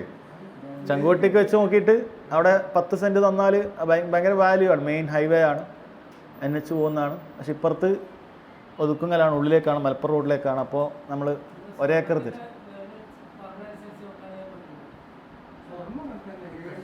എന്താണ് നിങ്ങളെ ക്ലാസ്സിൽ വന്ന ആൾക്കാരുടെ അഭിപ്രായ വ്യത്യാസത്തിൽ? അല്ല ഞാൻ ചോദിക്കുകയാണ്, നിങ്ങളെ അഭിപ്രായം ചോദിക്കുകയാണ്. അത് നമുക്ക് പഠിച്ച കാര്യത്തിൽ നിങ്ങൾക്ക് പ്രാക്ടിക്കലി എന്ത് മനസ്സിലാക്കി എന്നറിയാൻ വേണ്ടി ചോദിക്കുകയാണ്. പറ്റൂല എന്നാണ് എല്ലാവരും പറയുന്നത്. അപ്പോൾ പറ്റൂ എന്ന് പറയുന്നതാണ് ശരി. എന്തുകൊണ്ട്? കാരണം പലിശ അങ്ങോട്ടും ഇങ്ങോട്ടും ഇടപാടിൽ പലിശ വരുന്നത് ഈ 3 ഇനങ്ങൾ മാത്രമേ ഉള്ളൂ. അതായത് അളന്നെടുക്കുന്നത്, തൂക്കിയെടുക്കുന്നത്, പിന്നെ കറൻസി, നമ്മുടെ സ്വർണം വെള്ളി. ഇതിലൊന്നും പെട്ടല്ലോ, നമുക്കിത് അളന്നിട്ടാണോ എടുക്കുന്നതല്ല. അളക്കാന്ന് പറഞ്ഞാൽ അങ്ങനെ മീറ്റർ കൊണ്ട് അളക്കുന്ന അളക്കല്ല, നമ്മുടെ അളവ് പാത്രത്തിൽ അല്ലല്ലോ. സ്ഥലമൊക്കെ അങ്ങനെ ചെയ്യാം, അതൊക്കെ മനുഷ്യന്മാരുടെ ഇത്തിഫാക്കാണ്, പ്രശ്നമല്ല. സ്ഥലമൊക്കെ അങ്ങനെ ചെയ്യാം. ഇപ്പോൾ ഇവിടെ പഴയ 5-6 വീട് കൊടുത്തിട്ട് എനിക്ക് പുതിയൊരു വീട് വേണമെന്ന് ഒരാൾ പറഞ്ഞാൽ പ്രശ്നമല്ല. അല്ലെങ്കിൽ എൻ്റെ അടുത്ത് പഴയ 2 ടൊയോട്ട ഇന്നോവ ഉണ്ട്, എനിക്ക് പുതിയൊരു ബെൻസ് വേണമെന്ന് ഒരാൾ പറഞ്ഞാൽ അതിൽ പ്രശ്നമില്ല. കാരണം ഇതൊന്നും അളന്നിട്ടോ തൂക്കിയിട്ടോ എടുക്കുന്ന വസ്തുക്കളല്ല, അളന്നിട്ടോ തൂക്കിയിട്ടോ എടുക്കുന്ന വസ്തുക്കളല്ല. സ്വർണം വിഷയമാണ്. അതേപോലെ തന്നെ അളന്നെടുക്കുന്നത് ഗോതമ്പ്, അരി, ഇതൊക്കെ അളക്കുന്ന വസ്തുക്കളാണ്. അതൊക്കെ അളന്നെടുക്കുന്ന ആ ആ അതെ അതെ. എങ്ങനെയാണ്, എന്താണ്? അതായത് കടോ? മനസ്സിലായി, ചോദ്യം മനസ്സിലായി. ആ ആ 6 മാസം കഴിഞ്ഞിട്ടാണ് ഈ പൈസ കൊടുക്കുന്നത്. അല്ല കച്ചവടക്കാരന് പ്രശ്നം എന്നാണ് ചോദ്യം.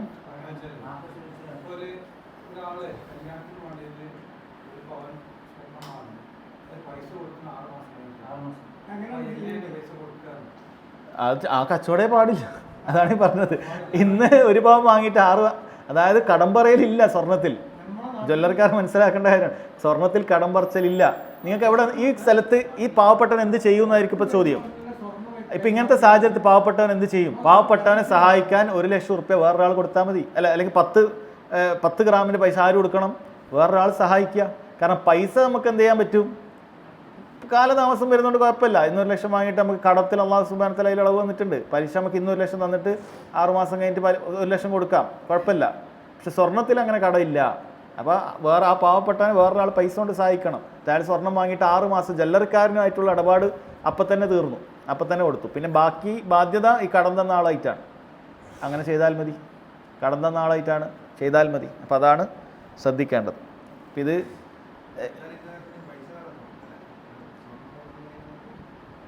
ഒരു തന്ത്രാവരുത്. അയാൾ തന്നെ സ്വർണം വിൽക്കുക, അയാൾ തന്നെ പൈസ. അപ്പോൾ ഹീലത്തിനെ കുറിച്ചിട്ടൊക്കെ ഇനി വരുന്നുണ്ട്, അങ്ങനത്തെ കുറച്ച് കച്ചവടം കുറിച്ചിന് വരുന്നുണ്ട്. അപ്പം അത് കച്ചവടം അയാൾ തന്നെ പൈസ ആകുമ്പോൾ അയാൾ തന്നെ നടത്തുന്ന തുല്യമല്ലേ ഇത്.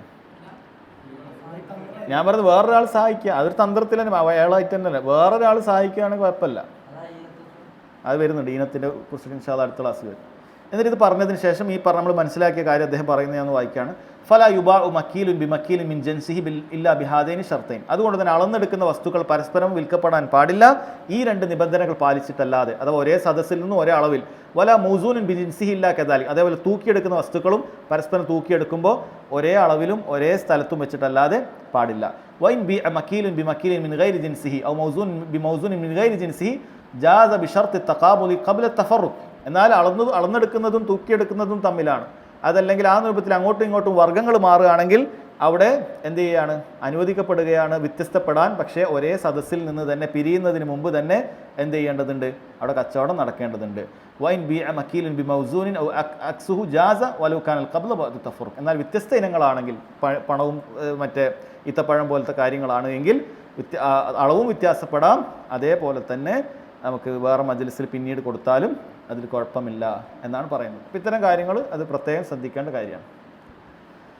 അതിനുശേഷം അദ്ദേഹം പറയുന്നു വൽ ജഹലു ബിത്തമാസുലി വൽ ജഹലു ബിത്തമാസുലി കൽ ഇൽമി ബിത്തഫാദുൽ. ഇത് ഫിഖ്ഹിലെ ഇതുമായി കച്ചവടവുമായി ബന്ധപ്പെട്ട വിഷയത്തിലെ ഒരു ഖായിദ കൂടിയാണ്, അടിസ്ഥാനം കൂടിയാണ്. അത് നിങ്ങൾക്ക് പറയുമ്പോൾ മനസ്സിലാവും. അൽ ജഹലു ബിത്തമാസുൽ, പരസ്പരം ഒരേപോലെയാണ് എന്നതിനെക്കുറിച്ച് നമുക്കറിയില്ല എന്നത്. രണ്ടും ഒരേപോലെയാണോ നമുക്കറിയില്ല, നമുക്ക് തൂക്കുന്നില്ല. അപ്പോൾ നമ്മുടെ അടുക്കൽ ഒരു ചാക്കിൽ ഈത്തപ്പഴമുണ്ട്, അത് എത്ര കിലോ ആണ്, എത്ര തൂക്കാണ് നമുക്കറിയില്ല. വേറൊരാളെടുക്കൽ വേറൊരു അതേപോലെ തന്നെ കാണാൻ ഏകദേശം തോന്നുന്ന രൂപത്തിൽ തന്നെ ഒരു ചാക്കിൽ ഈത്തപ്പഴമുണ്ട്, അതിൻ്റെ തൂക്കം എത്രയാണ് നമുക്കറിയില്ല. അപ്പോൾ പരസ്പരം തുല്യമാണോ ഇല്ലേ എന്നുള്ളതിനെ കുറിച്ചിട്ട് എന്താണ് നമ്മുടെ കാര്യം നമുക്കറിയില്ല. അൽ ജഹലാണ്, അറിയില്ല. അത് കൽ ഇൽമി ബി തഫാദുൽ, അത് പരസ്പരം ഒന്നൊന്നിനേക്കാൾ കൂടുതൽ എന്ന് അറിയുന്നത് പോലെയാണ് എന്നാണ് ദീൻ്റെ നിയമം.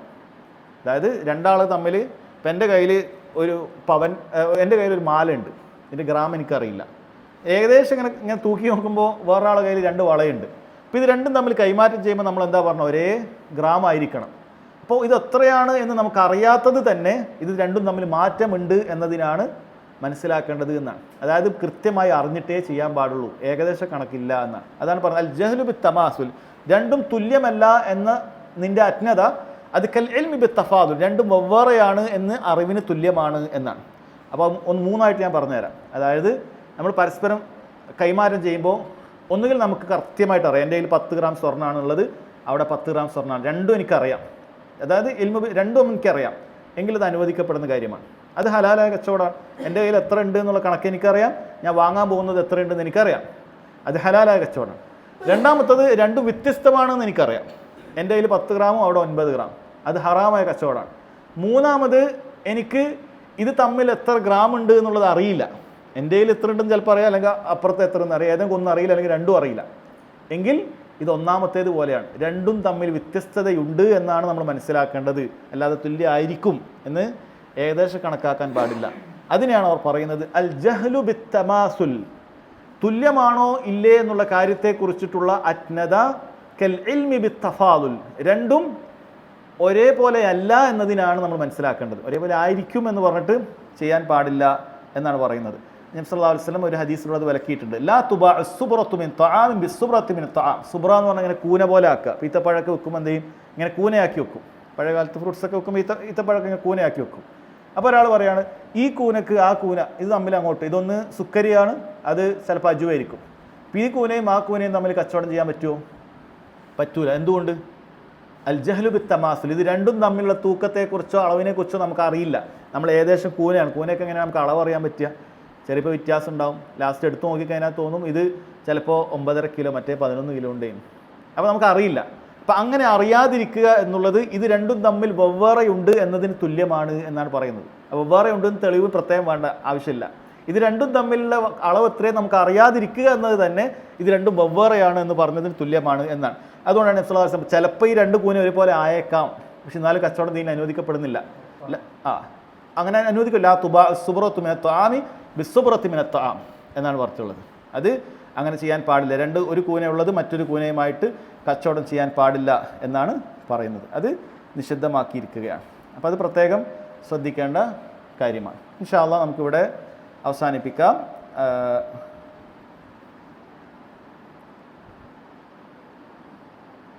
ഒരു ചെറിയൊരു ഭാഗം കൂടിയുണ്ട്, അത് നമുക്ക് ഈ ഒരു ഷർത്ത് വരും. എന്നിട്ട് പറയാണ് കമാ നഹൻ നബി സല്ലല്ലാഹു അലൈഹി വസല്ലം അൻ ബൈഉൽ മുസാബന. നബി സല്ലല്ലാഹു അലൈഹി വസല്ലം ബൈഉൽ മുസാബന നിഷിദ്ധമാക്കിയതുപോലെ. എന്താണ് ബൈഉൽ മുസാബന? അതൊരു തരം കച്ചവടമാണ്. വഹുവ ശിറാഉ തംറു ബിത്തംരി ഫി റൂസിൻ നഖൽ മുത്തഫഖുൻ അലൈഹി. ഇമാം ബുഖാരി മുസ്ലിം ഉദ്ധരിച്ച ഹദീസാണ്. അതായത് ഒരാൾ പറയാണ്, അയാളുടെ കയ്യിൽ കുറച്ച് ഈത്തപ്പഴം ഉണ്ട്, അത് കറക്റ്റ് തൂക്കമുണ്ട്, അല്ലെങ്കിൽ ഇത്ര ഉണ്ട്, എൻ്റെ അടുത്തൊരു 10 സാവ് ഇത്ര ഈത്തപ്പഴം ഉണ്ട്. ഇനി അവിടെ ഒരു മരത്തിൻ്റെ മേലെ കുറച്ച് ഈത്തപ്പഴം എന്ത് ചെയ്തിട്ടുണ്ട്, പൂത്ത് നിൽക്കുന്നുണ്ട്. അപ്പം ആ മരത്തിൻ്റെ മേലുള്ള ആ ഈത്തപ്പഴം ഈ ഈത്തപ്പഴം തമ്മിൽ കൈമാറ്റം ചെയ്യുക എന്നുള്ളത് നബി സല്ലല്ലാഹു അലൈഹി വസല്ലം എന്ത് ചെയ്തിട്ടുണ്ട്, വിലക്കിയിട്ടുണ്ട്. കാരണം എന്താണ്, മരത്തിൻ്റെ മേലുള്ള കാഴ്ചയുള്ളൂ, കൃത്യമായിട്ട് എനിക്കറിയില്ല, അത് എത്രയുണ്ടെന്ന് അറിയില്ല. അപ്പോൾ അതെങ്ങനെ കച്ചവടം ചെയ്യേണ്ടത്? അത് മുറിച്ചെടുത്ത് അളന്നു നോക്കി, ഇതും അളന്നു നോക്കി ഒരേപോലെ ആക്കിയിട്ട് ഇതെടുത്തിട്ട് അത് കൊടുക്കുക. എന്തിനാ അങ്ങനെ ചെയ്യേണ്ടി വരിക? ചിലപ്പോൾ എൻ്റെ പറമ്പിലുള്ളതൊക്കെ ഒരു പ്രത്യേക ടൈപ്പ് ഈത്തപ്പഴമായിരിക്കും. അപ്പോൾ എനിക്കത് തിന്നും അടുത്ത്, എനിക്ക് മറ്റേത് എടുക്കണം. അപ്പോൾ മറ്റേ ആളടുത്ത് വേറെ ടൈപ്പ് ഉണ്ട്. അപ്പോൾ എനിക്ക് നമുക്ക് തമ്മിൽ അങ്ങോട്ട് എക്സ്ചേഞ്ച് ചെയ്താലോ? പഴയ കാലത്ത് പ്രത്യേകിച്ച് വേറെ പൈസ ഇല്ല, അങ്ങോട്ടും ഇങ്ങോട്ട് എക്സ്ചേഞ്ച് ചെയ്യാൻ നടക്കുള്ളൂ. അപ്പോൾ ആ മരത്തുമുള്ളത് വെച്ചിട്ട് എൻ്റെ അളന്ന ചാക്കുമായിട്ട് കച്ചവടം ചെയ്യരുത്. എന്ത് ചെയ്യണം? അത് തമ്മിൽ അളന്നിട്ട് മാത്രമേ അങ്ങോട്ടും ഇങ്ങോട്ടും കച്ചവടം ചെയ്യാൻ പറ്റൂ. എൻ്റെ ക്വാളിറ്റി കൂടി ഈത്തപ്പഴമാണ് എന്ന് പറഞ്ഞിട്ട് കാര്യമില്ല, എൻ്റെ ക്വാളിറ്റി കുറഞ്ഞതാണ് എന്ന് പറഞ്ഞിട്ട് കാര്യമില്ല. സാധാ വാങ്ങി 1 ലക്ഷം റുപ്യയുടെ വാങ്ങി ഒരേപോലെ മാങ്ങയും തമ്മിലാണ് കച്ചവടം ചെയ്യുന്നുണ്ടെങ്കിൽ അങ്ങനെ ചെയ്യേണ്ടി വരും. അപ്പോൾ എന്ത് ചെയ്യണം? ഇത് വിറ്റ് അതിൽ നിന്ന് കിട്ടിയ പൈസ എടുത്തിട്ട് പിന്നെ അത് വാങ്ങണം, അങ്ങനെ ചെയ്യുകയാണെങ്കിൽ. അല്ലാതെ ഇത് തമ്മിൽ ചെയ്യാൻ പാടില്ല എന്നാണ് നിയമം. എന്നാൽ ദീനിൽ അതിന് ചെറിയൊരു ഇളവ് നബി സല്ലല്ലാഹു അലൈഹി വസല്ലം നൽകിയിട്ടുണ്ട്. അതാണ് അടുത്ത പറയുന്നത്. വറഖസ ഫീ ബൈഇൽ അറായ. അറായ കച്ചവടം നബി സല്ലല്ലാഹു അലൈഹി വസല്ലം ഇളവ് നൽകിയിട്ടുണ്ട്. ബിഖർസിഹ, അത് അതിൻ്റെ ഒരു മതിപ്പ് വില പറഞ്ഞിട്ട് ചെയ്യാൻ പറ്റും. അത് ഫീമാ ദൂന 5 ഔസുഖ്, 5 വസ്കിന് താഴെയുള്ള, അത് ചെറിയൊരു അളവാണ്. സാവുമായി കണപ്പെട്ട ഒരു വസ്ക് എന്ന് പറയുന്നത് 60 സാ ആണ്. ഏകദേശം 300 സായിനെ കിലോമീറ്ററിലാക്കുമ്പോൾ ഏറ്റവും കൂടി 900 കിലോ. അപ്പോൾ അത്രയും കുറഞ്ഞ അളവിലാണെങ്കിൽ അനുവദിക്കപ്പെടും. ലിൽ മുഹ്താജി ഇല റുത്തബി വല സമന ഇൻദഹു യശ്തരി ബിഹി ബിഖർസിഹ. ഒരാളുടെ അടുക്കൽ വേറെ പൈസയൊന്നും വാങ്ങാനില്ല, അയാളുടെ കയ്യിൽ കുറച്ചെന്തുണ്ട്, ഒരാൾക്ക് ഉണങ്ങിയ കാരക്കകളുണ്ട്, അയാൾക്ക് നല്ല ഈത്തപ്പഴം വാങ്ങണമെന്നുണ്ട്. അപ്പോൾ വളരെ കുറഞ്ഞ ക്വാണ്ടിറ്റിയിലാണെങ്കിൽ അത്തരത്തിലുള്ള സാധുക്കൾക്ക് നബി സല്ലല്ലാഹു അലൈഹി വസല്ലം മതിച്ച് കണക്ക് പറഞ്ഞിട്ട് അനുവദിച്ചിട്ടുണ്ട് എന്നാണ്. കാരണം അയാൾക്ക് വേറെ വഴിയില്ല, കാരണം അയാൾക്ക് പൈസ കൊടുത്ത് വാങ്ങാൻ കഴിയില്ല. അയാൾക്ക് കുറച്ച് കാരക്ക മാത്രമേ ഉള്ളൂ, ഉണങ്ങിയത് കൈനോലം കിട്ടിയതായിരിക്കും. അപ്പോൾ പുതിയ കുറച്ച് ഫ്രഷ് ഈത്തപ്പഴം അയാൾക്ക് കഴിക്കണമെങ്കിൽ അത്തരം വളരെ കുറഞ്ഞ 5 വസ്കിന് താഴെ, അഥവാ 1 വസ്ക് എന്ന് പറഞ്ഞു കഴിഞ്ഞാൽ 60 സാ ആണ്, ഏകദേശം 300 സായിന് അത്ര കുറഞ്ഞ ക്വാണ്ടിറ്റി ആണെങ്കിൽ അതേകദേശം മതിച്ച് കണക്ക് പറഞ്ഞിട്ട് വാങ്ങാം എന്നാണ് പറയുന്നത്. വേറെ പൈസ ഇല്ലാത്ത ആൾക്ക് നബി സല്ലല്ലാഹു അലൈഹി വസല്ലം അനുവദിച്ചതായി ഇമാം മുസ്ലിം ഉദ്ധരിക്കുന്ന ഹദീസിൽ കാണാൻ പറ്റും.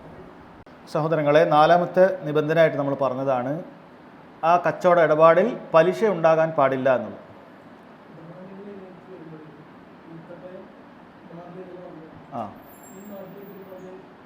അരിയൊക്കെ ഞാൻ പറഞ്ഞു, അതായത് പുഴുങ്ങലരി നെയ്ച്ചോറിൻ്റെ അരിയൊക്കെ തമ്മിൽ കൈമാറ്റം ചെയ്യുകയാണെങ്കിൽ ഈ 2 കാര്യങ്ങളും പാലിക്കണം. കാരണം അരി മൊത്തം ഒരു വർഗ്ഗമായിട്ടാണ് പരിഗണിക്കുക. ഈത്തപ്പഴം ഒരേ വർഗ്ഗമായിട്ട് പരിഗണിച്ച പോലെ തന്നെ അരിയൊക്കെ ഒരേ വർഗ്ഗമായിട്ടാണ് പരിഗണിക്കുക. അപ്പോൾ അരികളെ തമ്മിൽ ക്വാളിറ്റി വ്യത്യാസം, പച്ചരിക്കും പുഴുങ്ങലരിക്കൊക്കെ വില ഉണ്ട്. അപ്പോൾ അത് തമ്മിൽ കൈമാറ്റം ചെയ്യുന്നതിനേ വിഷയമുള്ളൂ, മനസ്സിലായോ? അപ്പോൾ അങ്ങനെ നമ്മൾ അതെന്ത് ചെയ്യുമെന്ന് വിചാരിച്ച് ടെൻഷൻ അടിക്കേണ്ട ആവശ്യമില്ല, അതെന്ത് ചെയ്താൽ മതി.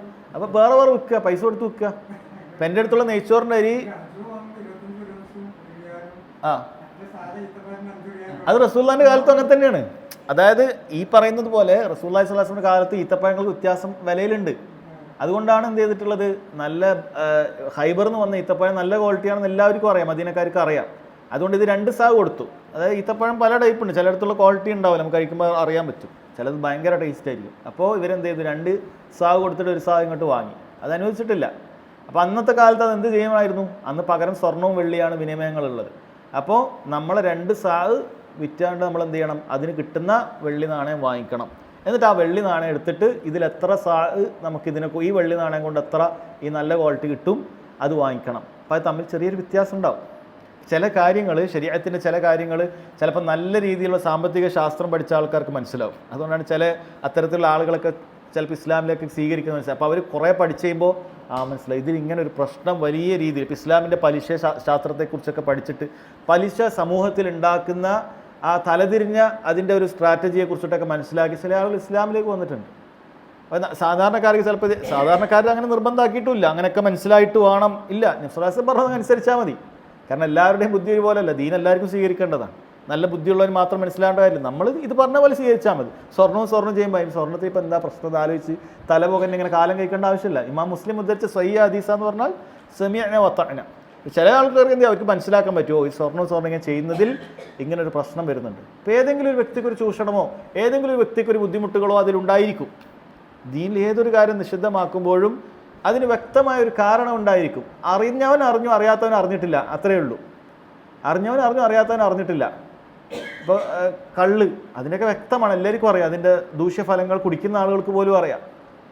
എന്നാൽ പലിശൻ്റെ പല കാര്യങ്ങളും പലർക്കും അറിയുന്നില്ല.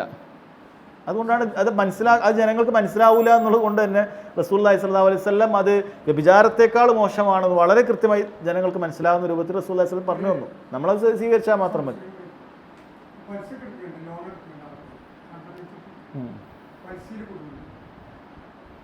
ബാങ്കിലെ അക്കൗണ്ടിൽ ബാലൻസ് വരും, പൈസ വരും, പൈസ ഉണ്ടാകുമ്പോൾ പൈസ ഇങ്ങനെ പ്രസരിച്ചു കൊടുക്കും. ഒരിക്കലും പൈസക്കാരെ സഹായിക്കുന്നു.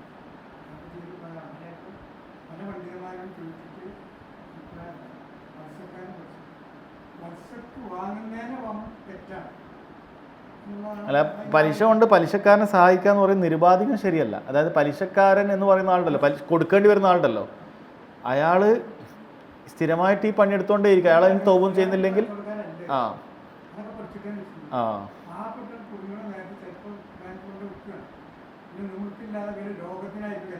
അതെ അതെ അതെ അതെ അതെ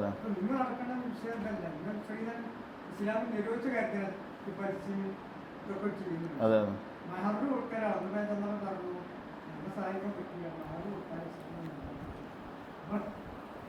അതാണ് പോയിന്റ്. ഇന്ന് നാട്ടിൽ 99% വാങ്ങുന്ന സ്ത്രീധനം കൊടുക്കാൻ ഇസ്ലാമിക് യാതൊരു പറഞ്ഞു ഈ കടങ്ങളൊക്കെ വരുന്നത്.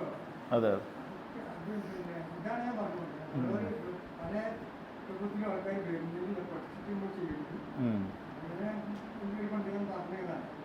ആ പരിസ്ഥിതിക്ക് നമുക്ക് കിട്ടുന്നു ഗൾഫിലൊക്കെ കാണുമ്പോഴാണ് പരിസ്ഥിതിക്ക് മുമ്പൊക്കെ ഞാൻ വരുന്ന കാലത്ത് പ്രാർത്ഥിക്കാണ്.